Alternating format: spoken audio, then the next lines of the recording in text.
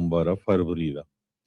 ਸੋ ਬਲਕਿ ਉਹ ਤੋਂ ਬਾਅਦ ਫਿਰ ਸਾਰੇ ਪ੍ਰੈਜ਼ੀਡੈਂਟਸ ਨੂੰ ਹੀ ਰਿਮੈਂਬਰ ਕੀਤਾ ਜਾਂਦਾ ਹੈਗਾ ਸਿੰਸ 1879।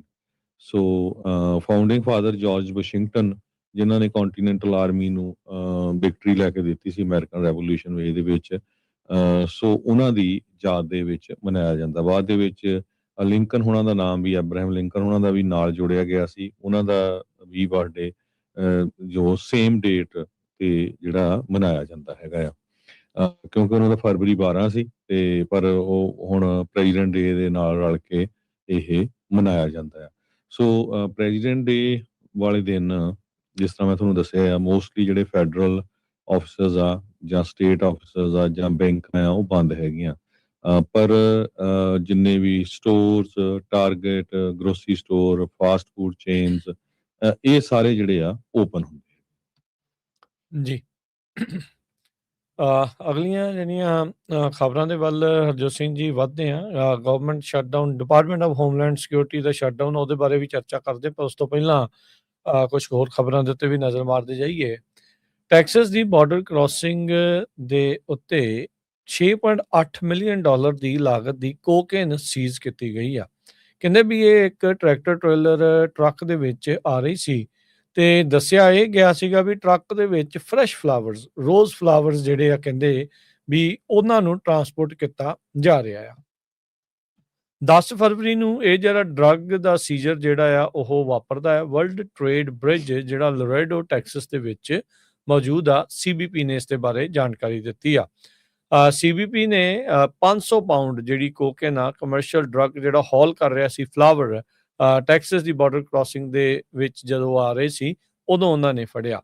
ਕਹਿੰਦੇ ਵੀ ਇਨਸਪੈਕਸ਼ਨ ਕੀਤੀ ਗਈ ਤਾਂ 211 ਪੈਕੇਜ, ਜਿਨ੍ਹਾਂ 'ਚ 516.76 ਪਾਊਂਡ ਜਿਹੜੀ ਕੋਕੇਨ ਆ ਉਹ ਇਸ ਸ਼ਿਪਮੈਂਟ ਦੇ ਵਿੱਚ ਸੀਗੀ, ਜਿਹਦੀ ਮਾਰਕੀਟ ਵੈਲਿਊ ਤਕਰੀਬਨ 6.8 ਤੋਂ 7 ਮਿਲੀਅਨ ਦੀ ਲਾਗਤ ਦੀ ਜਿਹੜੀ ਉਹ ਬਣਦੀ ਹੈਗੀ ਆ। ਸੋ ਹੋਮਲੈਂਡ ਸਿਕਿਉਰਿਟੀ ਇਨਵੈਸਟੀਗੇਸ਼ਨ ਦੇ ਸਪੈਸ਼ਲ ਏਜੰਟਸ ਇਸ ਦੀ ਜਿਹੜੀ ਜਾਂਚ ਆ ਉਹ ਹੁਣ ਕਰ ਰਹੇ ਹੈਗੇ ਆ। ਸੋ ਵਰਲਡ ਟ੍ਰੇਡ ਬ੍ਰਿਜ ਦੇ ਵਿੱਚ ਪਹਿਲਾਂ ਵੀ ਇਸ ਲੋਰੇਡੋ ਵਾਲੇ ਸੈਕਟਰ ਦੇ ਵਿੱਚ ਅਕਸਰ ਹੀ ਜਿਹੜੀ ਡਰੱਗ ਸਮਗਲਿੰਗ ਕਰਨ ਦੀ ਜਿਹੜੀ ਕੋਸ਼ਿਸ਼ ਕਰ ਰਹੇ ਹੁੰਦੇ ਆ, ਉਹ ਲੋਕ ਇੱਦਾਂ ਫੜ ਹੁੰਦੇ ਆ।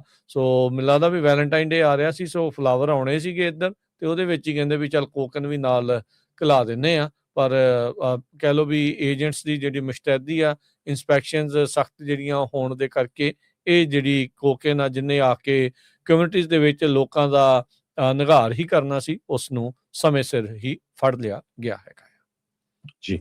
ਅਗਲੀ ਖਬਰ ਵੱਲ ਚਲੀਏ ਤੇ ਕਹਿੰਦੇ ਵੀ ਇਜ਼ਰਾਈਲ ਨੇ ਵੈਸਟ ਬੈਂਕ ਦੇ ਵਿੱਚ ਜਿਹੜੀ ਜ਼ਮੀਨ ਦੀ ਰਜਿਸਟ੍ਰੇਸ਼ਨ ਆ ਉਸ ਨੂੰ ਸ਼ੁਰੂ ਕਰ ਦਿੱਤਾ ਹੈਗਾ। ਕਹਿੰਦੇ ਵੀ ਇੱਕ ਤਰ੍ਹਾਂ ਦੇ ਨਾਲ ਇਹ ਦੇਖਿਆ ਜਾ ਰਿਹਾ ਵੀ ਉਹ ਹੁਣ ਪੂਰਾ ਕੰਟਰੋਲ ਇਹ ਜਿਹੜਾ ਆ ਵੈਸਟ ਬੈਂਕ ਦਾ ਆਪਣੇ ਅੰਡਰ ਲੈਣਾ ਚਾਹੁੰਦੇ ਹੈਗੇ ਆ।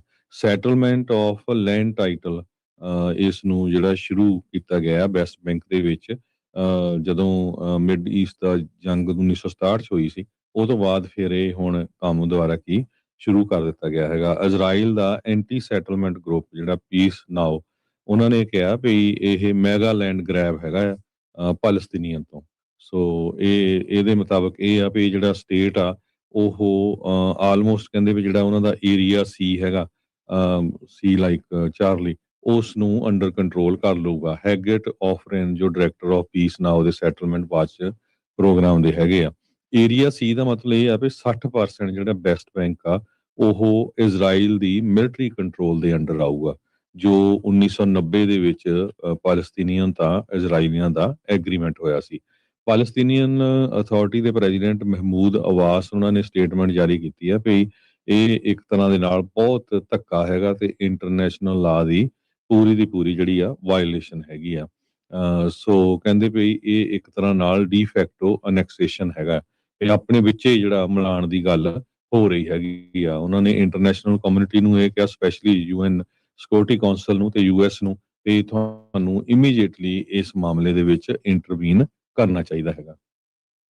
ਜੀ ਬਿਲਕੁਲ। ਸੋ ਸਟੇਟ ਪ੍ਰਾਪਰਟੀ ਦੇ ਨਾਂ ਅਧੀਨ ਹਰਜੋਤ ਸਿੰਘ ਜੀ ਇਹਨੂੰ ਰਜਿਸਟਰ ਜਿਹੜਾ ਉਹ ਕਰਵਾਇਆ ਜਾ ਸਕਦਾ। ਸੋ ਬੇਸਿਕਲੀ ਇਜ਼ਰਾਈਲ ਦੇ ਨਾਂ ਹੇਠਾਂ ਜਿਹੜਾ ਫਿਲਸਤੀਨ ਦਾ ਜਿਹੜਾ ਇਲਾਕਾ ਆ ਉਸ ਨੂੰ ਜਦੋਂ ਕਰ ਦੇਣਾ ਤਾਂ ਵਾਕਿਆ ਹੀ ਅਨੈਕਸੇਸ਼ਨ ਦਾ ਹੀ ਰੌਲਾ ਰੱਪਾ ਜਿਹੜਾ ਉਹ ਹੈਗਾ ਆ।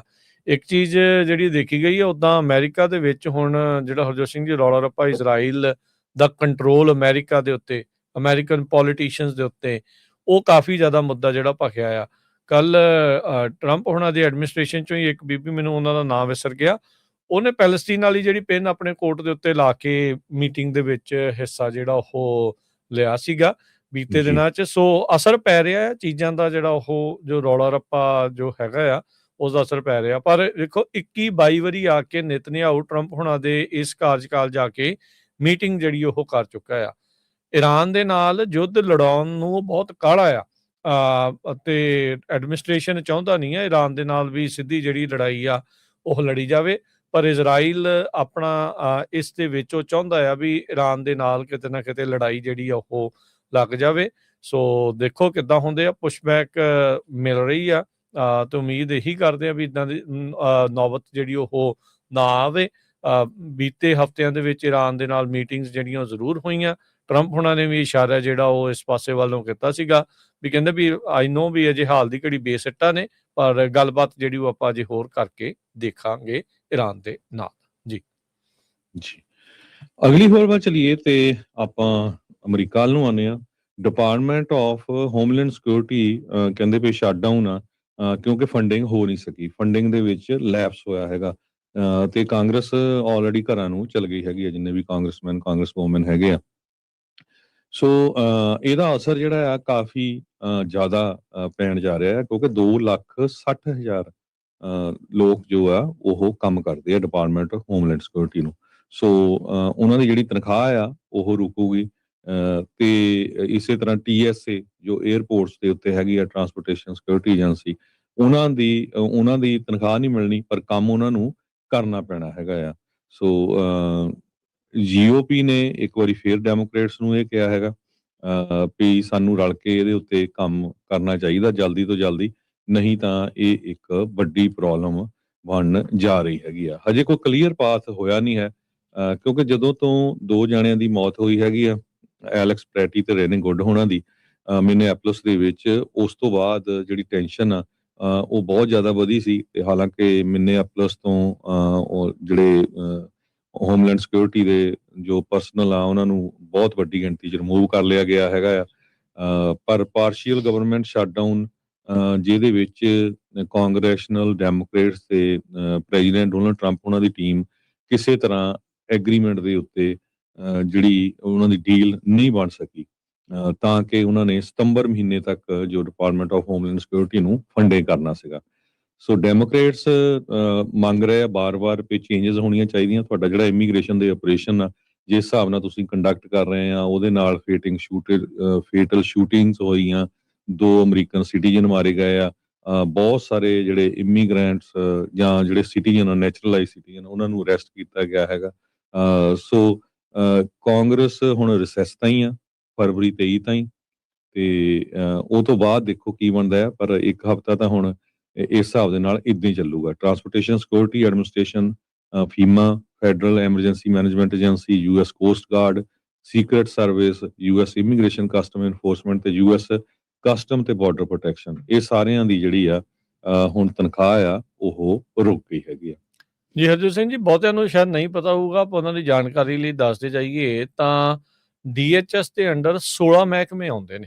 16 ਜਿਹੜੇ ਮਹਿਕਮੇ ਆ ਉਹ ਇਸ ਦੇ ਵਿੱਚ ਆਉਂਦੇ ਨੇ, ਜਿੱਦਾਂ USCIS, united state coast guard, CBP custom border protection, CISA cyber security infrastructure security agency, FEMA ਵਾਲੇ, FLTEC federal law enforcement training centre, ICE ਵਾਲਾ ਜਿਹੜਾ ਹੈਗਾ ਆ, ਸੀਕ੍ਰੇਟ ਸਰਵਿਸ ਜਿਹੜੀ ਆ USSS, TSA ਟਰਾਂਸਪੋਰਟੇਸ਼ਨ ਵਾਲੀ, management directorate, science and technology directorate, countering weapon of mass destruction office, office of intelligence and analysis, office of homeland security situational awareness, office of health security, ਤੇ ombudsman offices.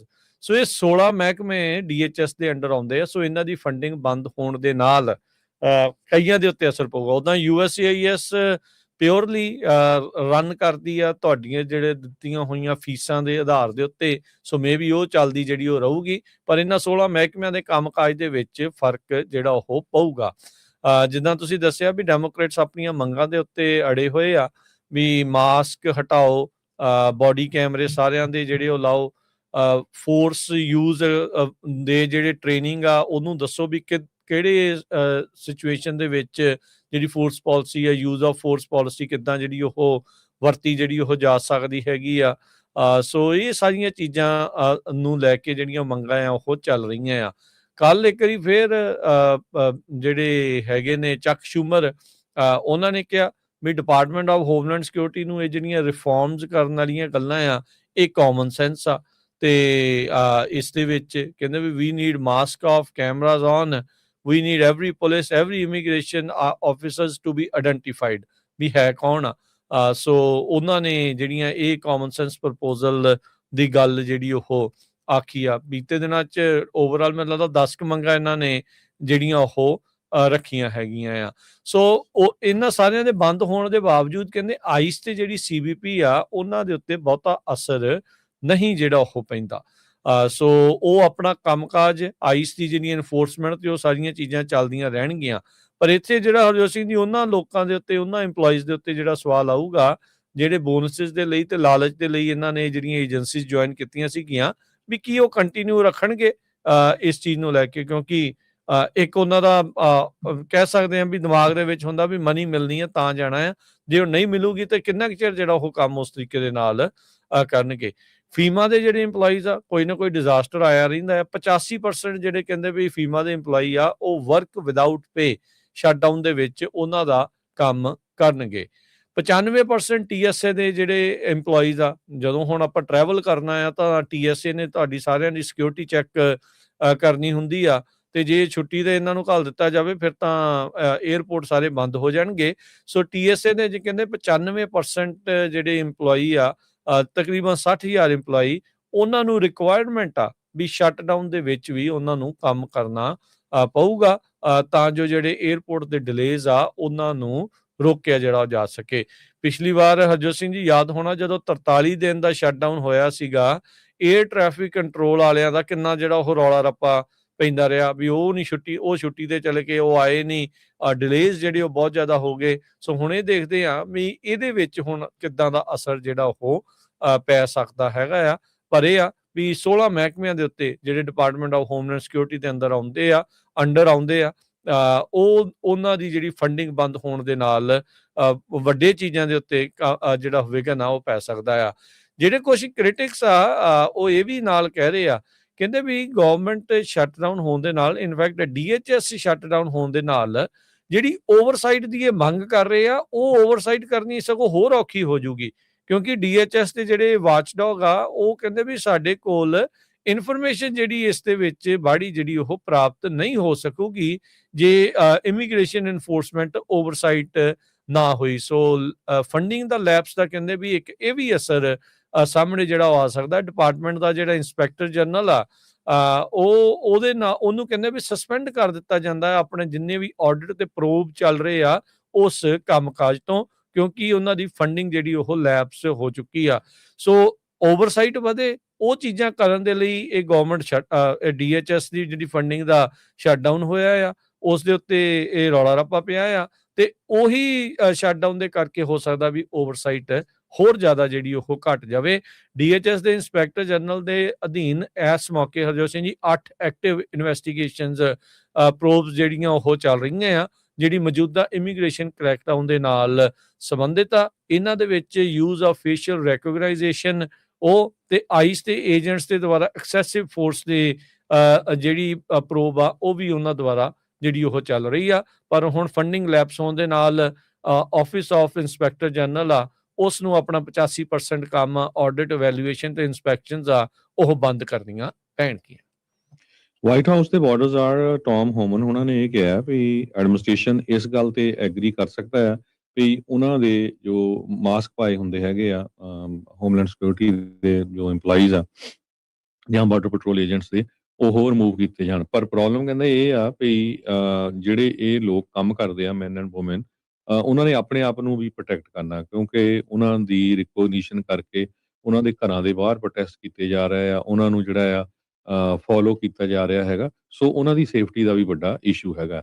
Senate minority leader ਚੱਕ Schumer ਜੋ Democrat ਆ New York ਤੋਂ, ਉਹਨਾਂ ਨੇ ਇਹ ਕਿਹਾ ਵੀ federal agents ਨੂੰ ਸੇਮ ਲਾ ਅਵੋਇਡ ਕਰਨੇ ਚਾਹੀਦੇ ਜਿਹੜੇ ਬਾਕੀ ਲਾ ਐਨਫੋਰਸਮੈਂਟ ਏਜੰਸੀਜ਼ ਕਰਦੀਆਂ। ਕਹਿੰਦੇ ਵੀ ਜਿਹੜੀਆਂ ਹੁਣ ਪੁਲਿਸ ਲੈ ਲਓ, ਲੋਕਲ ਸਿਟੀ ਦੀ ਹਾਈਵੇ ਪੈਟਰੋਲ ਲੈ ਲਓ, ਜਾਂ ਹੋਰ ਜਿੰਨੇ ਵੀ ਪੁਲਿਸ ਏਜੰਸੀਆਂ ਸ਼ੈਰਿਫ ਵਾਲੇ ਆ, ਵੀ ਉਹ ਮੂੰਹ ਢੱਕ ਕੇ ਥੋੜ੍ਹਾ ਰੱਖਦੇ ਆ। ਸੋ ਇਹਨਾਂ ਨੂੰ ਕੀ ਪ੍ਰੋਬਲਮ ਹੈਗੀ ਆ। ਸੈਨੇਟਰ ਮਾਰਕ ਵੇਨ ਮੂਲਨ ਜੋ ਓਕਲਾਹੋਮਾ ਦੇ ਆ, ਉਹਨਾਂ ਨੇ ਕਿਹਾ ਵੀ ਜੋ ਇਮੀਗ੍ਰੇਸ਼ਨ ਆਫਿਸਰਸ ਨੂੰ ਬੋਡੀ ਕੈਮਰਾਜ਼ ਨੂੰ ਲੈ ਕੇ ਉਹ ਬਿਲਕੁਲ ਉਹਨਾਂ ਦੇ ਨਾਲ ਐਗਰੀ ਕਰਦੇ ਆ ਵੀ ਬੋਡੀ ਕੈਮਰਾਜ਼ ਜਿਹੜੇ ਆ ਉਹਨਾਂ ਦੇ ਲਾਣੇ ਚਾਹੀਦੇ ਹੈਗੇ ਆ। ਰਿਪਬਲਿਕਨ ਸੈਨੇਟਰ ਕੇਟੀ ਬ੍ਰਿਟ ਅਲਬਾਮਾ ਤੋਂ ਆ, ਉਹਨਾਂ ਨੇ ਕਿਹਾ ਵੀ ਟਰੰਪ ਉਹਨਾਂ ਨੂੰ ਘੱਟੋ ਘੱਟ 2 ਵੀਕ ਦੀ ਐਕਸਟੈਂਸ਼ਨ DHS ਦੀ ਕਰਨੀ ਚਾਹੀਦੀ ਹੈਗੀ ਆ, ਜਦੋਂ ਤੱਕ ਜੋ ਅਗਲੀ ਡੀਲ ਆ ਉਹ ਨਹੀਂ ਬਣਦੀ ਹੈਗੀ। DHS ਨੇ ਕਿਹਾ ਵੀ ਅੱਜ ਤੱਕ 6,75,000 ਲੋਕਾਂ ਨੂੰ ਅਮਰੀਕਾ ਤੋਂ ਡਿਪੋਰਟ ਕਰ ਚੁੱਕੇ ਆ, ਜਦ ਕਿ 2.2 ਮਿਲੀਅਨ ਜਾਣੀ ਕਿ 22 ਲੱਖ ਲੋਕ ਸੈਲਫ ਡਿਪੋਰਟ ਹੋ ਚੁੱਕੇ ਹੈਗੇ ਆ। ਇਹ ਉਦੋਂ ਤੋਂ ਹੀ ਜਦੋਂ ਤੋਂ ਪ੍ਰੈਜ਼ੀਡੈਂਟ ਡੋਨਲਡ ਟਰੰਪ ਉਹਨਾਂ ਨੇ ਆਪਣੀ ਜਿਹੜੀ ਇਮੀਗ੍ਰੇਸ਼ਨ ਕ੍ਰੈਕਡਾਊਨ ਪਾਲਿਸੀ ਆ ਉਸ ਨੂੰ ਪ੍ਰਾਇਓਰਟੀ ਦੇ ਉੱਤੇ ਲਿਆ ਹੋਇਆ ਹੈਗਾ ਆ। ਸੋ ਪ੍ਰੈਜ਼ੀਡੈਂਟ ਟਰੰਪ ਹੋਣੀ ਕਹਿੰਦੇ ਆ ਵੀ ਅਸੀਂ ਬੈਕ ਅਵੇ ਨਹੀਂ ਹੋਣਾ ਆਪਣੇ ਮਿਸ਼ਨ ਤੋਂ, ਸਾਡਾ ਮਿਸ਼ਨ ਉਹੀ ਹੈਗਾ ਆ ਤੇ ਇਹ ਪੂਰਾ ਬਾਰਡਰ ਜੋ ਆ ਉਹ ਆਪਣਾ ਹੈਗਾ ਤੇ ਉਹ ਜਿਹੜੀ ਇੰਟੀਰੀਅਰ ਐਨਫੋਰਸਮੈਂਟ ਆ ਉਸ ਨੂੰ ਪੂਰੀ ਤਰ੍ਹਾਂ ਲਾਣਾ ਹੈ। ਜੀ, ਬਿਲਕੁਲ। ਅਗਲੀ ਜਿਹੜੀ ਹਰਜੋਤ ਸਿੰਘ ਜੀ ਖਬਰ ਉਸ ਉੱਤੇ ਨਜ਼ਰ ਮਾਰਦੇ ਜਾਈਏ। ਇਮੀਗ੍ਰੇਸ਼ਨ ਐਡਵੋਕੇਟ ਕਈ ਜਿਹੜੇ ਹੁਣ ਇਹ ਦਾਅਵਾ ਕਰ ਰਹੇ ਆ, ਇਹ ਗੱਲ ਲੈ ਕੇ ਆਏ ਆ, ਕਹਿੰਦੇ ਵੀ 1997 ਦੇ ਵਿੱਚ ਇੱਕ ਲੀਗਲ ਐਗਰੀਮੈਂਟ ਹੋਇਆ ਸੀ, ਜਿਸ ਦੇ ਵਿੱਚ ਇਹ ਕਿਹਾ ਗਿਆ ਸੀ ਵੀ ਜਿਹੜੇ ਮਾਈਨਰਸ ਆ, ਨਾਬਾਲਗ ਜਿਹੜੇ ਬੱਚੇ ਨੇ, 20 ਦਿਨ ਤੋਂ ਵੱਧ ਜਿਹੜੇ ਉਹਨਾਂ ਨੂੰ ਡਿਟੈਂਸ਼ਨ ਦੇ ਵਿੱਚ ਨਹੀਂ ਰੱਖਿਆ ਜਾ ਸਕਦਾ। ਸੋ ਐਡਵੋਕੇਟ ਇਹ ਕਹਿ ਰਹੇ ਆ ਵੀ ਬੱਚਿਆਂ ਨੂੰ 20 ਦਿਨ ਤੋਂ ਵੱਧ ਕਸਟਡੀ ਦੇ ਵਿੱਚ ਰੱਖਿਆ ਇਸ ਮੌਕੇ ਜਾ ਰਿਹਾ ਹੈਗਾ ਆ। ਖਲੀਨ ਮਰਕਾਨੋ ਕਹਿੰਦੇ ਵੀ ਉਹ ਆਪਣੀ ਸਕੈਜੂਲ ਉਸਦੀ ਅਪਾਇੰਟਮੈਂਟ ਸੀ ਆਈਸ ਦੇ ਵਿੱਚ 1 ਦਸੰਬਰ ਨੂੰ, ਤੇ ਕਹਿੰਦੇ ਵੀ ਉਹ ਡਿਬੇਟ ਕਰ ਰਹੀ ਸੀ ਵੀ ਆਪਣੇ 1 ਸਾਲ ਦੇ ਬੱਚੇ ਦੇ ਕੱਪੜੇ ਨਾਲ ਲੈ ਕੇ ਜਾਵੇ ਜਾਂ ਨਾ ਜਾਵੇ। ਵੀ ਅਪਾਇੰਟਮੈਂਟ ਵਿਦਆਊਟ ਇਸ਼ੂਜ਼ ਪਹਿਲੋਂ ਜਿਹੜੀਆਂ ਉਹ ਚੱਲਦੀਆਂ ਰਹੀਆਂ ਆ, ਪਰ ਇਸ ਵਾਰ ਜਦ ਉਹ ਉੱਥੇ ਗਏ ਤਾਂ ਉਸ ਨੂੰ ਡਿਟੇਨ ਕਰ ਲਿਆ ਗਿਆ ਹੈਗਾ ਸੀਗਾ। ਸੋ ਕਹਿੰਦੇ ਵੀ ਪਰਿਵਾਰ ਨੇ ਕਿਹਾ ਵੀ ਇਹਦੇ ਨਾਲ ਜਿਹੜੀ 1 ਸਾਲ ਦੀ ਜਿਹੜੀ ਬੱਚੀ ਆ ਅਮੈਲੀਆ, ਉਸ ਨੂੰ ਝੱਟ ਦੇਣੀ ਉਹਨਾਂ ਨੇ ਅਲ ਪਾਸੋ ਟੈਕਸਸ ਦੇ ਦਿੱਲੀ ਇਮੀਗ੍ਰੇਸ਼ਨ ਡਿਟੈਂਸ਼ਨ ਸੈਂਟਰ ਦੇ ਵਿੱਚ ਘੱਲ ਦਿੱਤਾ, ਜਿੱਥੇ ਇਸ 1 ਸਾਲ ਦੇ ਬੱਚੇ ਨੂੰ 60 ਦਿਨ ਦੇ ਲਈ 2 ਮਹੀਨਿਆਂ ਦੇ ਲਈ ਜਿਹੜਾ ਉਹ ਰੱਖਿਆ ਹੈਗਾ ਆ। ਸੋ ਕਹਿੰਦੇ ਵੀ 1997 ਦੀ ਇਹ ਜਿਹੜੀ ਲੀਗਲ ਐਗਰੀਮੈਂਟ, ਜਿਸ ਨੂੰ ਫਲੋਰਸ ਸੈਟਲਮੈਂਟ ਆਖਿਆ ਜਾਂਦਾ ਆ, ਇਸ ਦੇ ਨਾਲ ਰਿਸਟ੍ਰਿਕਸ਼ਨ ਆ ਵੀ ਛੋਟੀ ਉਮਰ ਦੇ ਜਿਹੜੇ ਬੱਚੇ ਆ ਉਹਨਾਂ ਨੂੰ 20 ਦਿਨ ਤੋਂ ਵੱਧ ਡਿਟੈਂਸ਼ਨ 'ਚ ਨਹੀਂ ਰੱਖਿਆ ਜਾ ਸਕਦਾ। ਪਿਛਲੇ ਮਹੀਨੇ ਕਹਿੰਦੇ ਵੀ 1400 ਜਾਣਿਆਂ ਨੂੰ ਇਸੇ ਹੀ ਡਿਟੈਂਸ਼ਨ ਸੈਂਟਰ ਦੇ ਵਿੱਚ, ਜਿਨ੍ਹਾਂ ਵਿੱਚ ਬੱਚੇ ਤੇ ਪੇਰੈਂਟ ਨਾਲ ਨੇ, ਇੱਕ ਰਾਈਸਿਸ ਕਰਕੇ ਇੱਕ ਲੀਗਲ ਇਮੀਗ੍ਰੈਂਟ ਐਡਵੋਕੇਸੀ ਗਰੁੱਪ, ਉਹਨਾਂ ਨੇ ਡਾਟਾ ਜਿਹੜਾ ਕੱਢਿਆ ਉਸ ਦੇ ਵਿੱਚ ਦੱਸਿਆ 60 ਦਿਨ ਦੇ ਵਿੱਚ ਜਿਹੜੀ ਮਰਕਾਨੋ ਤੇ ਉਹਦਾ ਜਿਹੜਾ ਘਰ ਵਾਲਾ ਸਟੀਵਨ ਪਰੇਟੋ ਤੇ ਉਹਨਾਂ ਦੀ ਜਿਹੜੀ ਬੱਚੀ ਆ, ਉਹਨਾਂ ਨੂੰ ਇਸ ਲੀਗਲ ਲਿਮਿਟ ਤੋਂ ਪਾਰ ਕਰਕੇ, ਵੱਧ ਕਰਕੇ ਜਿਹੜਾ ਉਹ ਰੱਖਿਆ ਹੈਗਾ ਆ। ਸੋ ਇਹਨਾਂ ਪਰਿਵਾਰ ਦੀ ਜਿਹੜੀ ਵਕੀਲ ਆ ਅਲੋਰਾ ਮੁਖਰਜੀ, ਉਸਨੇ ABC ਨਿਊਜ਼ ਨਾਲ ਗੱਲ ਕਰਦੇ ਹੋਏ ਕਿਹਾ ਵੀ ਜਿਹੜੀ ਟਰੰਪ ਐਡਮਿਨਿਸਟ੍ਰੇਸ਼ਨ ਆ ਉਹ ਬੱਚਿਆਂ ਨੂੰ ਤੇ ਫੈਮਿਲੀਜ਼ ਨੂੰ ਪ੍ਰੋਲੋਂਗਡ ਪੀਰੀਅਡ ਆਫ ਟਾਈਮ, ਵੀਕਸ ਤੇ ਮੰਥਸ ਦੇ ਲਈ ਡਿਟੈਂਸ਼ਨ ਦੇ ਵਿੱਚ ਰੱਖ ਰਹੀ ਆ। ਤੇ ਕਹਿੰਦੇ ਵੀ ਉਹਦੇ ਵਿੱਚ ਨਾਲ ਗੱਲ ਇਹ ਆ ਵੀ ਬੱਚਿਆਂ ਦੇ ਪਰਿਵਾਰਾਂ ਦੇ ਲਈ sufficient clean drinking water, nutritious food ਤੇ ਮੈਡੀਕਲ ਕੇਅਰ ਦੀ ਜਿਹੜੀ ਸਹੂਲਤ ਵੀ ਨਹੀਂ ਹੈਗੀ। ਸੋ ਆਪਾਂ ਨੂੰ ਇਹ ਪਤਾ ਵੀ ਇਹ ਸਾਰੀਆਂ ਚੀਜ਼ਾਂ ਜਿਹੜੀਆਂ ਇਸ ਟਾਈਮ ਇਮੀਗ੍ਰੇਸ਼ਨ ਕ੍ਰੈਕਡਾਊਨ ਵਾਪਰ ਰਿਹਾ ਆ, ਤੇ ਪਿਛਲੀ ਵਾਰੀ ਵੀ, ਪਿਛਲੇ ਟਰਮ ਦੇ ਵਿੱਚ ਵੀ ਹਰਜੋਤ ਸਿੰਘ ਜੀ ਟਰੰਪ ਹੋਣਾ ਦੇ ਬੱਚਿਆਂ ਨੂੰ ਵੱਖ ਕਰਨ ਦਾ ਰੌਲਾ ਪਿਆ ਸੀ। ਇਸ ਵਾਰ ਹੁਣ ਉਹ ਜੋ ਨਾਲ ਰੱਖ ਰਹੇ ਆ, ਤੇ ਇਹਦੇ ਵਿੱਚ ਹੁਣ ਇਹ ਰੌਲਾ ਪੈ ਗਿਆ ਆ ਵੀ ਜਿਹੜਾ ਫਲੋਰਸ ਐਗਰੀਮੈਂਟ ਆ ਉਸ ਦੀ ਉਲੰਘਣਾ ਜਿਹੜੀ ਆ ਉਹ ਸਰਕਾਰ ਕਰ ਰਹੀ ਆ, ਜਿਸ ਵਿੱਚ 20 ਦਿਨ ਤੋਂ ਵੱਧ ਮਾਈਨਰਸ ਨੂੰ ਡਿਟੈਂਸ਼ਨ ਦੇ ਵਿੱਚ ਉਸ ਤੋਂ ਵੱਧ ਨਹੀਂ ਰੱਖਿਆ ਜਾ ਸਕਦਾ। ਜੀ। ਅਗਲੀ ਖਬਰ ਵੱਲ ਚੱਲੀਏ ਤੇ ਫਿਰ ਬ੍ਰੇਕ ਲਵਾਂਗੇ ਆਪਾਂ। ਉਹ ਕੈਨੇਡਾ ਦੇ ਨਾਲ ਸੰਬੰਧਿਤ ਹੈ। ਸਰੋਤਿਆਂ ਨੂੰ ਯਾਦ ਹੋਊਗਾ ਪਿਛਲੇ ਹਫ਼ਤੇ ਜੋ ਕੁਝ ਅਮਰੀਕਾ 'ਚ ਵਾਪਰਿਆ। ਇੱਕ ਭਾਰਤ ਦਾ ਏਜੰਟ ਨਿਖਿਲ ਗੁਪਤਾ ਜਿਹਦੇ ਸਿੱਧੇ ਲਿੰਕ ਰਾਅ ਦੇ ਨਾਲ ਤੇ ਉੱਥੇ ਦੀ ਸਰਕਾਰ ਨਾਲ ਜੁੜਦੇ ਹੈਗੇ ਆ। ਇਹ FBI ਕਹਿ ਰਹੀ ਹੈ, ਅਸੀਂ ਆਪਣੇ ਕੋਲੋਂ ਨਹੀਂ ਕਹਿ ਰਹੇ। ਉਹਨਾਂ ਦੇ ਮੁਤਾਬਕ ਨਿਖਿਲ ਗੁਪਤਾ ਨੇ ਸਾਰੇ ਚਾਰਜਸ ਉਹ ਮੰਨ ਲਿਆ ਵੀ ਹਾਂ ਮੈਂ ਇੱਥੇ ਦੇ ਅਮਰੀਕਨ ਇੱਕ ਸਿਟੀਜ਼ਨ ਨੂੰ ਮਾਰਨ ਦੀ ਕੋਸ਼ਿਸ਼ ਕੀਤੀ ਸੀ। ਸੋ ਇਹਦੇ ਵਿੱਚ ਇਹ ਵੀ ਗੱਲ ਸਾਹਮਣੇ ਆਈ ਆ ਵੀ ਉਹਨਾਂ ਨੇ ਮੰਨਿਆ ਵੀ ਜਿਹੜਾ ਹਰਦੀਪ ਸਿੰਘ ਨਿੱਜਰ ਆ, ਉਹਦਾ ਨਾਂ ਵੀ ਉਹਨਾਂ ਨੇ ਲਿਆ ਵੀ ਉਹ ਵਿੱਚ ਕਿਸੇ ਨਾ ਕਿਸੇ ਤਰ੍ਹਾਂ ਇਨਵੋਲਵ ਸੀ। ਹੋਰ ਵੀ ਕਈ ਲੋਕਾਂ ਨੂੰ ਉਹਨਾਂ ਨੇ ਮਾਰਨਾ ਸੀਗਾ। ਪਰ ਦੂਸਰੇ ਪਾਸੇ ਜਿਹੜੇ ਮੁਲਕ ਦੇ ਵਿੱਚ ਕੈਨੇਡੀਅਨ ਸਿਟੀਜ਼ਨ ਦਾ ਕਤਲ ਹੋਇਆ, ਉਹ ਵੀ ਉਸ ਟਾਈਮ ਦੇ ਉੱਤੇ ਜਿਸ ਟਾਈਮ ਉਹ ਗੁਰਦੁਆਰਾ ਸਾਹਿਬ ਦਾ ਪ੍ਰਧਾਨ ਸੀ ਤੇ ਗੁਰਦੁਆਰਾ ਸਾਹਿਬ ਦੇ ਵਿੱਚ ਹੀ ਸੀ। ਹੁਣ ਉੱਥੇ ਦਾ ਜਿਹੜਾ ਪ੍ਰਾਈਮ ਮਿਨਿਸਟਰ ਆ, ਉਹ ਕਹਿੰਦਾ ਵੀ ਮੈਂ ਅਮਰੀਕਾ ਨੂੰ ਛੱਡ ਕੇ ਬਾਕੀ ਸਾਰੇ ਮੁਲਕਾਂ ਦੇ ਨਾਲ ਜਿਹੜੀ ਟਰੇਡ ਆ, ਉਹ ਕਰਨ ਜਾ ਰਿਹਾ ਹੈਗਾ। ਖਾਸ ਕਰਕੇ ਇੰਡੀਆ ਦੇ ਨਾਲ। ਕਹਿੰਦੇ ਇੰਡੀਆ ਦੇ ਨਾਲ ਅਸੀਂ ਘੱਟੋ ਘੱਟ $50 ਬਿਲੀਅਨ ਦੀ ਟਰੇਡ ਕਰਨ ਜਾ ਰਹੇ ਹਾਂ ਸੰਨ 2030 ਤਾਈਂ। ਜਿਸ ਟਾਈਮ ਆਪਾਂ ਤੁਹਾਡੇ ਨਾਲ ਗੱਲਬਾਤ ਕਰ ਰਹੇ ਹਾਂ, ਕੁਛ ਕੈਨੇਡਾ ਦੇ ਜਿਹੜੇ ਇਲੈਕਟਡ ਮੈਂਬਰ ਪਾਰਲੀਮੈਂਟ ਆ, ਖਾਸ ਕਰਕੇ ਜਿਹੜੇ ਪੰਜਾਬੀ ਆ, ਜਿਨ੍ਹਾਂ ਨੂੰ ਪੰਜਾਬੀਆਂ ਨੇ ਹੀ ਇਲੈਕਟ ਕੀਤਾ ਹੋਇਆ ਆ, ਕਿਉਂਕਿ ਮੈਜੋਰਿਟੀ 'ਚ ਉਹਨਾਂ ਏਰੀਆ 'ਚ ਪੰਜਾਬੀ ਰਹਿੰਦੇ ਆ, ਉਹ ਆਲਰੇਡੀ ਇੰਡੀਆ ਦੀ ਸਰਕਾਰ ਦੇ ਕੋਲ ਪਹੁੰਚੇ ਹੋਏ ਹੈਗੇ ਆ ਡੀਲ ਕਰਨ ਦੇ ਲਈ। ਸੋ ਅੱਜ ਕੈਨੇਡਾ ਦੇ ਪ੍ਰਾਈਮ ਮਿਨਿਸਟਰ ਮਾਰਕ ਕਾਰਨੀ ਹੁਣੀ ਕਾਰਨੀ ਜੋ ਆ, ਉਹਨਾਂ ਨੇ ਅਨਾਉਂਸ ਕੀਤਾ ਆ ਵੀ ਉਹ ਮਾਰਚ ਦੇ ਪਹਿਲੇ ਹਫ਼ਤੇ ਇੰਡੀਆ ਜਾ ਰਹੇ ਹੈਗੇ ਆ। ਸੋ ਮਾਰਚ 1 ਤੇ 2 ਨੂੰ ਉਹ ਇੰਡੀਆ ਦੇ ਵਿੱਚ ਹੋਣਗੇ ਤਾਂ ਕਿ ਜਿਹੜਾ ਹੋਰ ਬਿਜ਼ਨਸ ਆ ਉਹ ਇੰਡੀਆ ਨਾਲ ਰਲ ਕੇ ਕੀਤਾ ਜਾ ਸਕੇ। ਕੈਨੇਡਾ ਵਾਲਿਆਂ ਨੇ ਤਾਂ ਹਰਜੋਤ ਸਿੰਘ ਜੀ ਕਹਿ ਲਓ ਵੀ ਕਿੱਲੀ ਤੇ ਟੰਗਤੀ ਹੈ ਸ਼ਰਮ ਤਾਂ। ਪਹਿਲੋਂ ਚੀਨ ਦੇ ਕੋਲ ਗਏ ਸੀਗੇ, ਕਾਰਨੀ ਹੁਣਾਂ ਨੇ ਖਾਸ ਕਰਕੇ ਇਲੈਕਸ਼ਨ ਤੋਂ ਪਹਿਲਾਂ ਕਹਿੰਦੇ ਸੀ ਵੀ ਕੈਨੇਡਾ ਦੀ ਸੁਰੱਖਿਆ ਦੇ ਲਈ ਸਭ ਤੋਂ ਖਤਰਨਾਕ ਜੇ ਕੋਈ ਥਾਂ ਆ ਜਾਂ ਮੁਲਕ ਆ, ਉਹ ਆ ਚਾਈਨਾ। ਤੇ ਉਹਨਾਂ ਦੇ ਨਾਲ ਹੁਣ ਇਹ ਸਮਝੌਤਾ ਕਰਕੇ ਆਏ ਆ। ਪਿਛਲੇ ਮਹੀਨੇ ਹੀ ਜਿਹੜੇ ਉੱਥੇ ਜੱਫੀਆਂ ਜੁਫੀਆਂ ਪੈ ਰਹੀਆਂ ਸੀਗੀਆਂ ਸ਼ੀ ਜਿਨਪਿੰਗ ਨਾਲ, ਤੇ ਹੁਣ ਉਹਨੂੰ ਸੁਰੱਖਿਆ ਦਾ ਖਤਰਾ ਦੱਸ ਰਹੇ ਸੀ। ਜਿਨ੍ਹਾਂ ਨੇ ਆ ਕੇ ਕੈਨੇਡੀਅਨ ਪ੍ਰਭੂ ਸੱਤਾ ਨੂੰ ਛਿੱਕੇ ਟੰਗਿਆ, ਜਿਨ੍ਹਾਂ ਨੇ ਆ ਕੇ ਕੈਨੇਡੀਅਨ ਇੱਕ ਸਿਟੀਜ਼ਨ ਦਾ ਕਤਲ ਕੀਤਾ, ਉਹਨਾਂ ਦੇ ਨਾਲ ਹੁਣ ਮਿਲ ਰਹੇ ਆ। ਕੱਲ ਜੈ ਸ਼ੰਕਰ ਦੇ ਨਾਲ ਅਨੀਤਾ ਆਨੰਦ ਦੀ ਮੁਲਾਕਾਤ, ਜਿਹੜੀਆਂ ਤਸਵੀਰਾਂ ਜਿਹੜੀਆਂ ਉਹ ਸਾਹਮਣੇ ਆਈਆਂ। ਸੋ ਤੁਸੀਂ ਹਿਸਾਬ ਲਾ ਲਓ ਵੀ ਅਗਲਿਆਂ ਨੇ ਵੇਚਤਾ ਤੁਹਾਨੂੰ, ਤੁਹਾਡੇ ਨਾਂ ਦੇ ਉੱਤੇ ਵੋਟਾਂ ਵੀ ਲੈ ਲਈਆਂ, ਤੁਹਾਨੂੰ ਜਿਹੜਾ ਉਹ ਕੀਤਾ ਵੀ। ਤੇ ਹੁਣ ਉਹੀ ਇਹ ਉਸੇ ਪਾਰਟੀ ਦਾ ਲੀਡਰ ਆ ਜੋ ਸਿੰਘ, ਜਿਹੜੀ ਪਾਰਟੀ ਦੇ ਲੀਡਰ ਨੇ ਸਦਨ 'ਚ ਖੜ ਕੇ ਜਿਹੜਾ ਉਹ ਆਖਿਆ ਸੀਗਾ ਵੀ ਭਾਈ ਭਾਰਤੀ ਜਿਹੜੀ ਸਰਕਾਰ ਆ, ਕ੍ਰੈਡੀਬਲ ਐਵੀਡੈਂਸ ਆ ਵੀ ਭਾਰਤ ਦੀ ਜਿਹੜੀ ਸਰਕਾਰ ਆ ਇਸ ਕਤਲ ਦੇ ਵਿੱਚ ਜਿਹੜੀ ਉਹ ਜੁੜੀ ਹੋਈ ਆ। ਸੋ ਕਿੱਦਾਂ ਡਕਾਰ ਗਏ, ਕਿੱਦਾਂ ਹਜਮ ਜਿਹੜਾ ਉਹ ਕਰ ਗਏ, ਇਹ ਸਾਰੀਆਂ ਚੀਜ਼ਾਂ ਸਿੱਖਾਂ ਨੂੰ ਬੜੇ ਨਾ ਸਮਝਣ ਦੀ ਜਿਹੜੀ ਜ਼ਰੂਰਤ ਆ ਵੀ ਜੀਓ ਪੋਲਿਟਿਕਸ ਕੰਮ ਕਿੱਦਾਂ ਜਿਹੜੀ ਉਹ ਕਰ ਰਹੀ ਆ। ਤੁਹਾਨੂੰ ਹਮੇਸ਼ਾ ਹੀ ਵਰਤਿਆ ਜਾਂਦਾ ਰਿਹਾ ਆ, ਵਰਤਿਆ ਜਾਵੇਗਾ। ਤੋਂ ਇਹਦੇ ਵਿੱਚ ਹੁਣ ਸਿੱਖਾਂ ਨੂੰ ਇਹ ਸਮਝ ਲੈਣੀ ਚਾਹੀਦੀ ਆ ਵੀ ਤੁਸੀਂ ਆਪਣੇ ਆਪ ਨੂੰ ਇੰਨੇ ਕੁ ਪਾਵਰਫੁਲ ਬਣਾਓ ਵੀ ਤੁਸੀਂ ਕਿੱਦਾਂ ਵਰਤ ਸਕਦੇ ਇਹਨਾਂ ਨੂੰ। ਇਹਨਾਂ ਨੇ ਤੁਹਾਨੂੰ ਵਰਤਣੋਂ ਨਹੀਂ ਹਟਣਾ। ਤੁਸੀਂ ਇਹਨਾਂ ਨੂੰ ਹੁਣ ਕਿੱਦਾਂ ਵਰਤਣਾ ਆ ਤੇ ਆਪਣੇ ਜਿਹੜੇ ਆ ਉਹ ਕੰਮ ਕਿੱਦਾਂ ਕਰਾਉਣੇ ਆ, ਕਿੱਦਾਂ ਆਪਣੇ ਇਸ਼ੂਜ਼ ਨੂੰ ਹੋਰ ਜਿਹੜਾ ਉਹ ਲੈ ਕੇ ਆਉਣਾ ਆ। ਸੋ ਇਹ ਮੌਕੇ ਦੇ ਵਿੱਚ ਜਿਹੜਾ ਇਹ ਸਾਰੀਆਂ ਚੀਜ਼ਾਂ ਨੂੰ ਨਾਲ ਦੇ ਨਾਲ ਸਮਝਣ ਦੀ ਜਿਹੜੀ ਉਹ ਜ਼ਰੂਰਤ ਹੈਗੀ ਆ। ਸੋ ਇਹ ਸਮਾਂ ਰਹਿੰਦੇ ਹੋਏ ਨਾ ਇਹੋ ਜਿਹੀਆਂ ਚੀਜ਼ਾਂ ਨੂੰ ਲੈ ਕੇ ਆਪਾਂ ਨੂੰ ਕੰਮ ਜਿਹੜੇ ਉਹ ਕਰ ਲੈਣੇ ਚਾਹੀਦੇ ਆ। ਆਪਾਂ ਬਾਰ-ਬਾਰ ਇਸ ਪਲੇਟਫਾਰਮ ਤੋਂ ਹਮੇਸ਼ਾ ਹੀ ਪੰਜਾਬੀ ਰੇਡੀਓ USA ਤੋਂ ਇਹੀ ਹੋਕਾ ਦਿੱਤਾ ਆ ਵੀ ਭਾਈ ਸਾਰੇ ਜਾਣੇ ਇਕੱਠੇ ਹੋ ਕੇ ਮਿਲ ਜੁਲ ਕੇ ਚੱਲੋ, ਇੱਕ ਦੂਜੇ ਦੀਆਂ ਲੱਤਾਂ ਖਿੱਚਣੀਆਂ ਬੰਦ ਕਰੋ ਤੇ ਮਿਲ ਕੇ ਜਿਹੜਾ ਉਹ ਆਪਣੇ ਸਾਂਝੇ ਮਿਸ਼ਨ ਵੱਲ ਨੂੰ ਜਿਹੜਾ ਉਹ ਵਧੀਏ।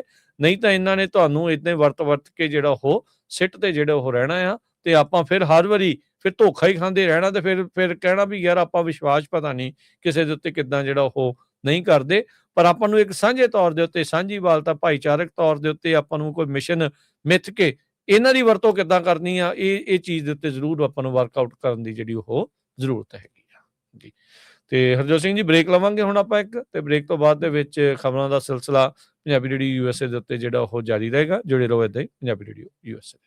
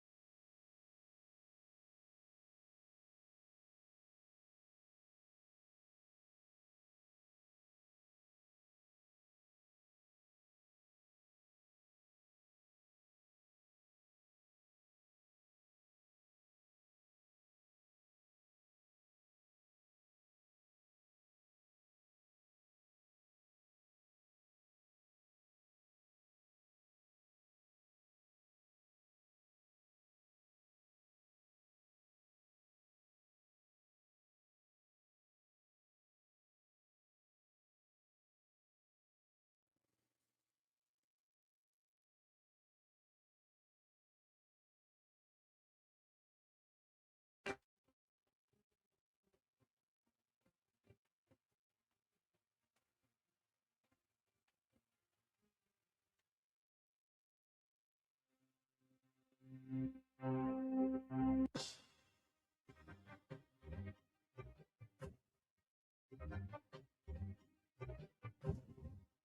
ਤੋਂ ਬਾਅਦ ਇੱਕ ਵਾਰੀ ਫਿਰ ਆਪ ਸਭ ਦਾ ਸਵਾਗਤ ਹੈ ਸੋਤੋ ਪ੍ਰੋਗਰਾਮ ਦੇ ਵਿੱਚ। ਪ੍ਰੋਗਰਾਮ ਚੱਲ ਰਿਹਾ ਜੀ ਇਸ time update America. Harjot Singh ਜੀ ਸਵਾਗਤ ਹੈ ਜੀ। ਸਤਿ ਸ਼੍ਰੀ ਅਕਾਲ, ਧੰਨਵਾਦ, ਜੀ ਆਇਆਂ ਨੂੰ। ਅਗਲੀਆਂ ਖਬਰਾਂ ਵੱਲ ਚੱਲੀਏ ਤੇ ਸਰੋਤਿਆਂ ਨੂੰ ਯਾਦ ਹੋਊਗਾ ਰਸ਼ੀਆ ਦੇ ਵਿੱਚ ਇੱਕ ਆਪੋਜੀਸ਼ਨ ਦਾ ਲੀਡਰ ਸੀ ਅਲੈਕਸੀ ਨਾਵਲਿਨ। ਉਹਦੀ ਜਿਹੜੀ ਮੌਤ ਜੇਲ੍ਹ ਦੇ ਵਿੱਚ ਹੋ ਗਈ ਸੀ। ਹੁਣ ਜੋ ਯੂਕੇ ਦੇ ਆਫੀਸ਼ੀਅਲਸ ਆ ਉਹ ਕਹਿ ਰਹੇ ਆ ਵੀ ਉਹਦੀ ਜਿਹੜੀ ਮੌਤ ਆ ਇੱਕ ਜੋ ਡਾਰਟ ਫਰੋਗ ਜਿਹੜਾ ਹੈਗਾ ਆ ਉਹਦੀ ਜ਼ਹਿਰ ਦੇ ਨਾਲ ਹੋਈ ਹੈਗੀ ਆ। ਸੋ ਉਹਨੂੰ ਜ਼ਹਿਰ ਦੇ ਕੇ ਜਿਹੜਾ ਆ ਮਾਰਿਆ ਗਿਆ ਹੈਗਾ। ਨਿਊਰੋਟੌਕਸਿਨ ਕਰਕੇ ਕਹਿੰਦੇ ਵੀ ਇਹ ਕੈਮੀਕਲ ਵੈਪਨ ਆ ਉਹ ਯੂਜ਼ ਕੀਤਾ ਗਿਆ ਸੀਗਾ ਰਸ਼ੀਆ ਦੀ ਸਰਕਾਰ ਵੱਲੋਂ। ਆਪਾਂ ਜੇ ਸਿੱਖ ਦੀ ਵੀ ਗੱਲ ਕਰਦੇ ਜਾਈਏ, ਅਵਤਾਰ ਸਿੰਘ ਖੰਡਾ ਉਹਨਾਂ ਦੀ ਦੇ ਕੇਸ ਦੇ ਵਿੱਚ ਬਹੁਤ ਸਾਰੇ ਸਿੱਖ ਇਹ ਯਕੀਨ ਕਰ ਰਹੇ ਆ ਵੀ ਹਾਂ ਇਹਦੇ ਵਿੱਚ ਵੀ ਲੱਗਦਾ ਆ ਵੀ ਉਹਨਾਂ ਨੂੰ ਕਿਸੇ ਨਾ ਕਿਸੇ ਤਰ੍ਹਾਂ ਦਾ ਜਿਹੜੀ ਜ਼ਹਿਰ ਦੇ ਕੇ ਮਾਰਿਆ ਗਿਆ ਹੈਗਾ ਆ ਭਾਰਤ ਦੀ ਸਰਕਾਰ ਵੱਲੋਂ। ਸੋ ਸਕਾਈ ਨਿਊਜ਼ ਨੇ ਇਹ ਕਿਹਾ ਵੀ ਜਿਹੜਾ ਟੌਕਸਿਨ ਸੀਗਾ ਜੋ ਯੂਜ਼ ਕੀਤਾ ਗਿਆ ਸੀ ਇਹ ਐਵਲਿਨ ਦੀ ਮੌਤ ਦੇ ਲਈ ਉਹ ਇੱਕ ਲੈਬੋਰਟਰੀ ਦੇ ਵਿੱਚ ਜਿਹੜਾ ਆ ਮੈਨੂਫੈਕਚਰ ਕੀਤਾ ਗਿਆ ਸੀ then actually taken from the frogs. Frog poison ਕਹਿੰਦੇ ਵੀ ਬਹੁਤ ਹੀ ਸਟਰੋਂਗ ਜਿਹੜੀ ਆ ਇਹ ਗਿਣੀ ਜਾਂਦੀ ਹੈਗੀ ਆ। ਜੀ ਜੀ, ਇਹ ਜ਼ਹਿਰੀਲਾ ਡੱਡੂ ਹੁੰਦਾ ਆ। ਸੋ ਉਹਦੇ ਤੋਂ ਜਿਹੜਾ ਆ ਜ਼ਹਿਰ ਲੈ ਕੇ ਤੇ ਇਹਨੂੰ ਡਾਟ ਦੇ ਜ਼ਰੀਏ ਜਿੱਦਾਂ ਟੀਕੇ ਕਾਈਂਡ ਆਫ ਨਾ ਦੂਰੋਂ ਮਾਰਿਆ ਆ ਤੇ ਉਹਦੇ ਨਾਲ ਜਿਹੜਾ ਉਹ ਇਸ ਦੀ ਮੌਤ ਹੋਈ ਆ। ਸੋ ਰਸ਼ੀਆ ਦਾ ਪੁਰਾਣਾ ਪੈਟਰਨ ਰਿਹਾ ਆ, ਉਸੇ ਤੋਂ ਹੀ ਭਾਰਤ ਵਾਲਿਆਂ ਨੇ ਜਿਹੜਾ ਸਿੱਖਿਆ। ਅਨਿਰੁੱਧ ਜਿਹੜਾ ਪੱਤਰਕਾਰ ਆ ਉਸਨੇ ਬੀਤੇ ਦਿਨੀ ਇੱਕ ਆਪਣੀ ਕਿਤਾਬ ਦੇ ਵਿੱਚ ਇਹ ਖੁਲਾਸਾ ਜਿਹੜਾ ਉਹ ਕੀਤਾ ਸੀਗਾ ਵੀ ਭਾਰਤ ਨੇ 66 ਜਿਹੜੀਆਂ ਅਸੈਸੀਨੇਸ਼ਨ ਕੀਤੀਆਂ ਉਹਨਾਂ ਵਿੱਚੋਂ ਜਿਹੜੀ ਇੱਕ ਅਸੈਸੀਨੇਸ਼ਨ ਅਵਤਾਰ ਸਿੰਘ ਖੰਡਾ ਹੋਣਾ ਦੀ ਆ, ਜਿਹਦੇ ਬਾਰੇ ਇਹੀ ਸਿੱਖਾਂ ਦੇ ਵਿੱਚ ਪੱਕਾ ਵਿਸ਼ਵਾਸ ਆ ਵੀ ਇੰਡੀਆ ਵਾਲਿਆਂ ਨੇ ਹੀ ਜ਼ਹਿਰ ਦੇ ਕੇ ਉਸ ਨੌਜਵਾਨ ਗੱਭਰੂ ਨੂੰ ਜਿਹੜਾ ਆ ਉਹਨਾਂ ਨੇ ਮਾਰ ਦਿੱਤਾ ਸੀਗਾ। ਕਿਉਂਕਿ ਕੁਛ ਹੀ ਦਿਨਾਂ ਦੇ ਵਿੱਚ ਅਚਾਨਕ ਕੈਂਸਰ ਨਿਕਲ ਆਵੇ ਤੇ ਉਹ ਚੀਜ਼ਾਂ ਜਿਹੜੀਆਂ ਗੱਲਾਂ ਆ ਉਹ ਸਭ ਇੱਕ ਹਿਸਾਬ ਦੇ ਨਾਲ ਬਣਾਈਆਂ ਜਿਹੜੀਆਂ ਉਹ ਲੱਗ ਰਹੀਆਂ ਸੀਗੀਆਂ। ਸੋ ਇਹ ਬਿਲਕੁਲ ਉਸੇ ਪੈਟਰਨ ਦੇ ਉੱਤੇ ਹੀ ਇੰਡੀਆ ਵਾਲੇ ਨੇ ਉੱਥੇ ਵੀ ਕੰਮ ਕੀਤਾ ਹੈਗਾ ਦੱਸਿਆ ਜਾਂਦਾ ਹੈ ਜੀ।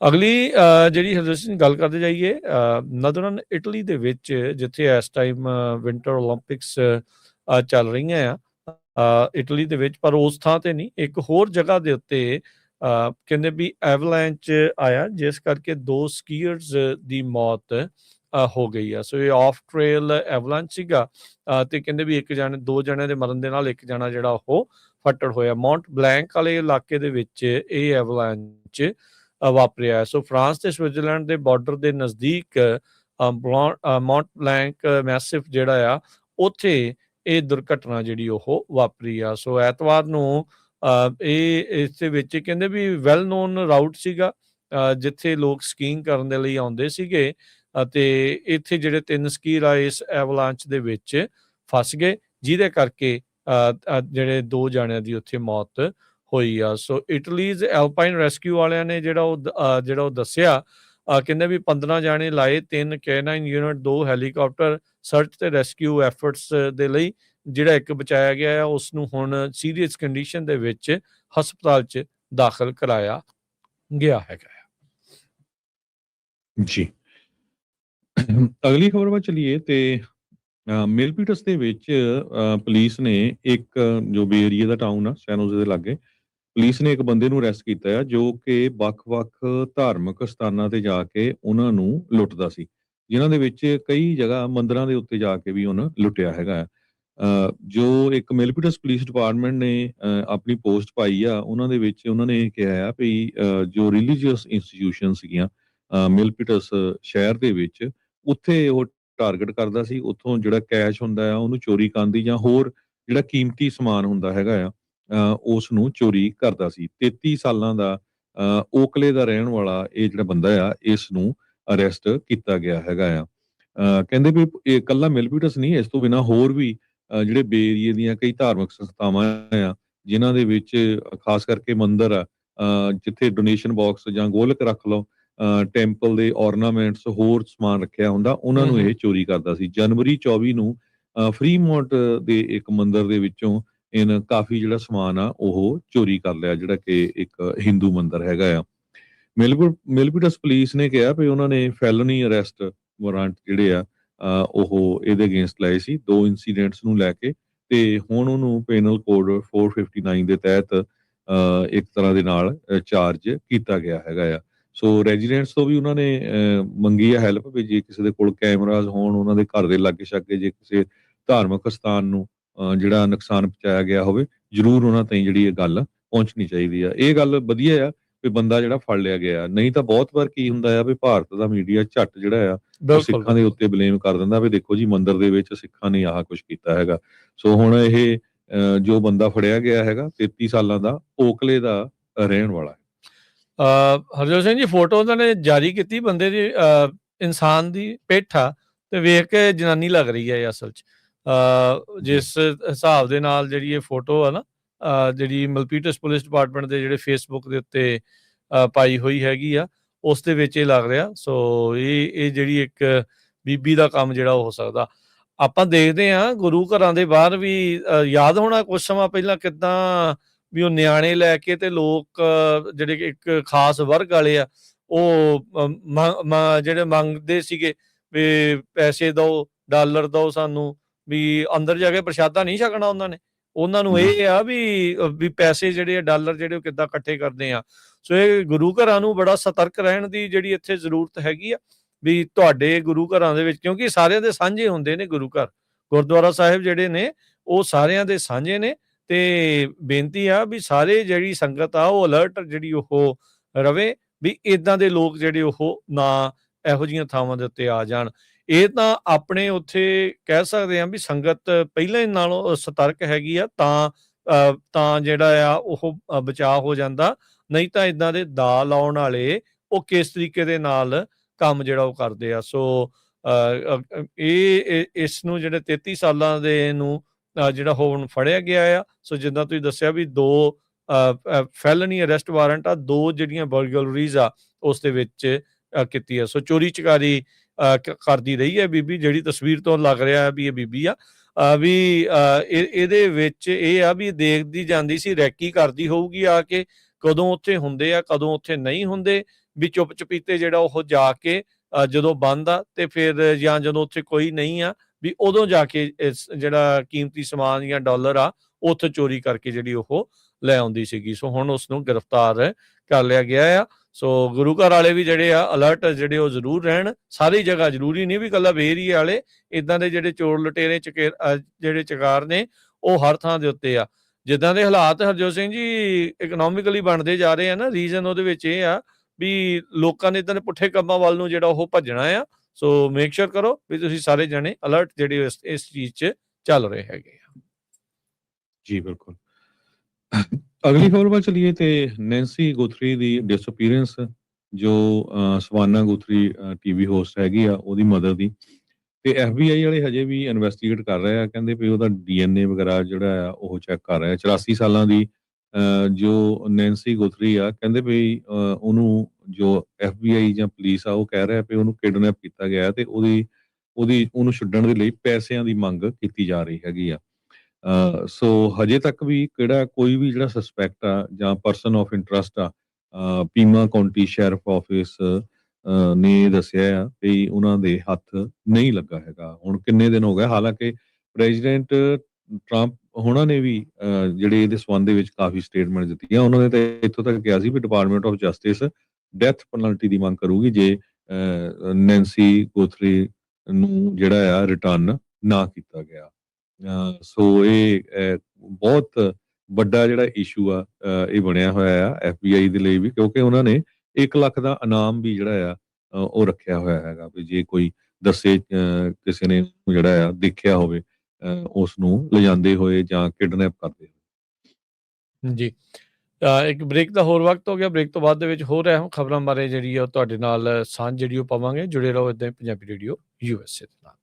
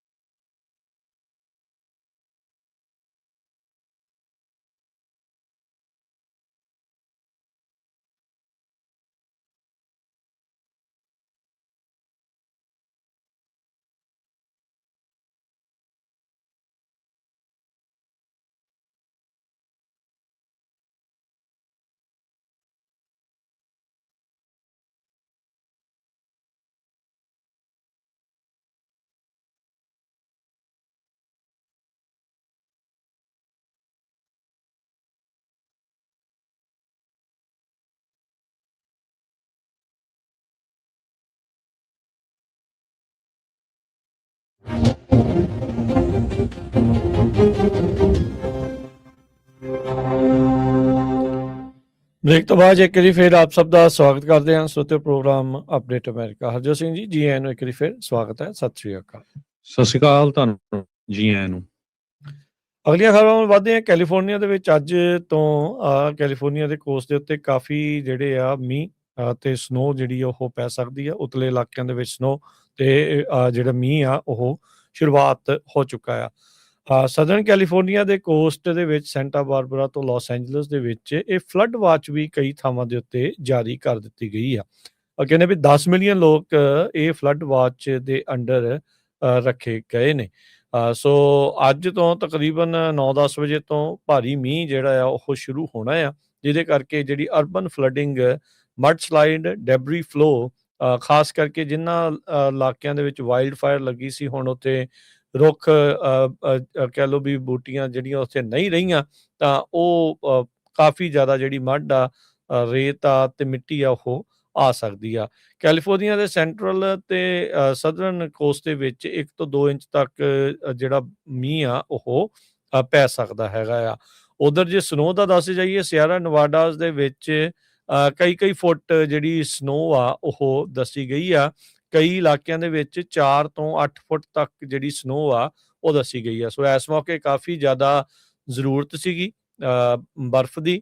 ਸੋ ਟਾਹੋ ਦੇ ਵਿੱਚ ਆਉਣਾ ਜਾਣਾ ਉਸ ਇਲਾਕੇ ਦੇ ਵਿੱਚ ਬਰਫ਼ਬਾਰੀ ਦੇ ਨਾਲ ਉਧਰ ਨੂੰ ਯੋਸੇਮਿਟੀ ਤੇ ਸਿਆਰਾ ਨਵਾਡਾਸ ਦੇ ਵਿੱਚ ਮੁਸ਼ਕਲ ਜਿਹੜਾ ਉਹ ਹੋਊਗਾ।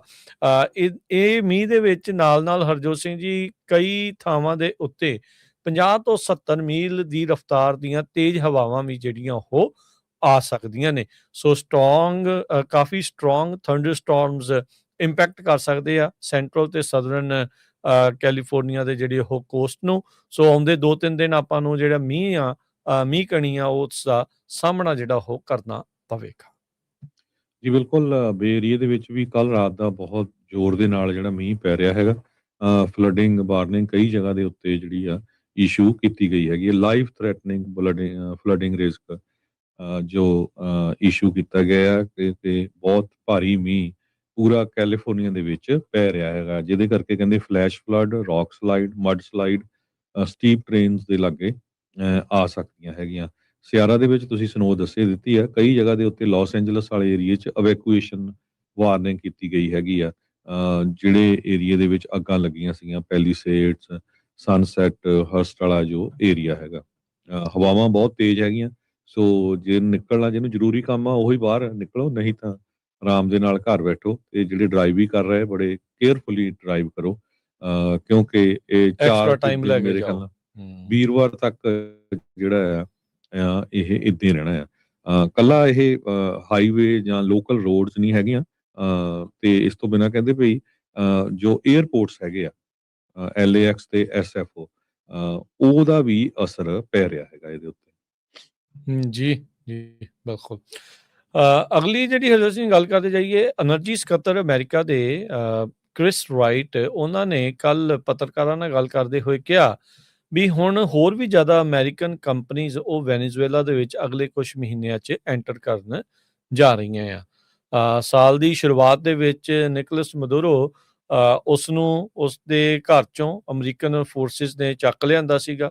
ਉਸ ਦੇ ਉੱਤੇ ਵੱਖ-ਵੱਖ ਚਾਰਜਿਸ ਦੇ ਨਾਲ ਹੁਣ ਕੇਸ ਉਸ ਉੱਤੇ ਚਲਾਇਆ ਜਿਹੜਾ ਉਹ ਜਾ ਰਿਹਾ ਆ। ਉਸ ਤੋਂ ਬਾਅਦ ਦੇ ਵਿੱਚ ਆਖਿਆ ਸੀਗਾ ਵੀ ਟਰੰਪ ਉਹਨਾਂ ਨੇ ਤਾਂ ਕਿਹਾ ਸੀਗਾ ਵੀ ਵੈਨੇਜ਼ੁਏਲਾ ਨੂੰ ਅਸੀਂ ਰਨ ਜਿਹੜਾ ਉਹ ਕਰਾਂਗੇ, ਪਰ ਉੱਥੋਂ ਦੀ ਜਿਹੜੀ ਵਾਈਸ ਪ੍ਰੈਜ਼ੀਡੈਂਟ ਸੀਗੀ ਉਸਨੂੰ ਹੁਣ ਨਵੀਂ ਜਿਹੜੀ ਆ ਇੰਟਰਮ ਪ੍ਰੈਜ਼ੀਡੈਂਟ ਦੇ ਤੌਰ ਦੇ ਉੱਤੇ ਬਣਾਇਆ ਗਿਆ ਡੈਲਸੀ ਰੋਡਰੀਗਜ਼। ਤੇ ਉਹਨਾਂ ਨੇ ਕਿਹਾ ਸੀਗਾ ਵੀ ਆਪਣਾ ਜਿਹੜਾ ਤੇਲ ਵਾਲਾ ਕੰਮ ਆ ਅਮਰੀਕਾ ਦੀਆਂ ਕੰਪਨੀਆਂ ਦੇ ਲਈ ਖੋਲੋ। ਇੱਕ ਟਾਈਮ ਦੇ ਉੱਤੇ ਕਾਫੀ ਤੇਲ ਦੀਆਂ ਕੰਪਨੀਆਂ ਅਮਰੀਕਾ ਦੀਆਂ ਉੱਥੇ ਹੁੰਦੀਆਂ ਸੀਗੀਆਂ, ਪਰ ਨਿਕੋਲਸ ਮਡੂਰੋ ਨੇ ਸੱਤਾ 'ਚ ਆਉਣ ਤੋਂ ਬਾਅਦ 'ਚ ਉਹਨਾਂ ਨੂੰ ਉੱਥੋਂ ਬਾਹਰ ਕੱਢ ਦਿੱਤਾ ਸੀਗਾ। ਸੋ ਡੋਨਲਡ ਟਰੰਪ ਹੁਣਾਂ ਨੇ ਕਿਹਾ ਆ ਵੀ ਉਹਨਾਂ ਦੀ ਐਡਮਿਨਿਸਟ੍ਰੇਸ਼ਨ ਨੇ ਉਦੋਂ ਹੀ ਕਿਹਾ ਸੀਗਾ ਵੀ ਉਹ ਪ੍ਰਾਈਵੇਟ US ਕੰਪਨੀਜ਼ ਤੇ ਗਵਰਨਮੈਂਟ ਦੀਆਂ ਜਿਹੜੀਆਂ ਕੰਪਨੀਜ਼ ਹੈਗੀਆਂ ਤੇ ਜਿਹੜੀਆਂ ਕਰਾਕਸ ਦੇ ਵਿੱਚ ਵੈਨੇਜ਼ੁਏਲਾ ਆਇਲ ਪ੍ਰੋਡਕਸ਼ਨ ਤੇ ਐਕਸਪੋਰਟ ਵਾਲੀ ਜਿਹੜੀ ਉੱਥੇ ਦੀ ਸਰਕਾਰ ਆ ਉਹਨਾਂ ਦੇ ਨਾਲ ਗੱਲਬਾਤ ਜਿਹੜੀ ਉਹ ਕਰੂਗੀ।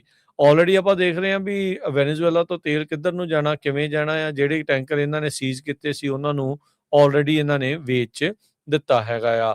ਸੋ ਸ਼ੈਵਰਨ ਕਹਿੰਦੇ ਵੀ ਆਲਰੇਡੀ ਉੱਥੇ ਆ। ਜਿਹੜੇ ਕ੍ਰਿਸ ਰਾਈਟ ਆ ਉਹਨਾਂ ਨੇ ਜਿਹੜਾ ਉਹ ਆਖਿਆ, ਤੇ ਹੁਣ ਉਹਨਾਂ ਨੇ ਇਹ ਕਿਹਾ ਆ ਵੀ ਹੋਰ ਵੀ ਜਿਹੜੀਆਂ ਅਮਰੀਕਨ ਆਇਲ ਕੰਪਨੀਜ਼ ਆ ਉਹ ਵੈਨੇਜ਼ੁਏਲਾ ਦੇ ਵਿੱਚ ਆਉਂਦੇ ਕੁਝ ਮਹੀਨਿਆਂ 'ਚ ਜਿਹੜੀਆਂ ਜਾਣਗੀ। 11 ਤਰੀਕ ਨੂੰ ਕਰਾਕਸ ਵੈਨੇਜ਼ੁਏਲਾ ਦੇ ਵਿੱਚ ਵੈਨੇਜ਼ੁਏਲਾ ਦੀ ਐਕਟਿੰਗ ਪ੍ਰੈਜ਼ੀਡੈਂਟ ਰੋਡਰੀਗਸ ਦੇ ਨਾਲ ਯੂਐਸ ਐਨਰਜੀ ਦੇ ਜਿਹੜੇ ਸਕੱਤਰ ਨੇ ਕ੍ਰਿਸ ਰਾਈਟ ਆ, ਉਹਨਾਂ ਨੇ ਮੁਲਾਕਾਤ ਕੀਤੀ ਸੀ।